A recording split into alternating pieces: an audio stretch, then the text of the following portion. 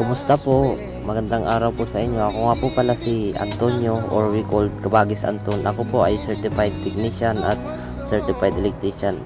At ngayon ay nagtatrabaho dito sa bansang Kuwait as all-around technician po. 10 years na po ako dito. Ito po ang napili kong content para sakaling magbigay po ng at least idea sa mga nanonood kung paano ang basic na pagre-repair sa kahit anong klaseng equipment. Sana po sa bawat panunod po ninyo sa aking mga videos ay mayroon po kayong matutunan. Lahat naman po ng videos ko sinishare ko po lahat doon.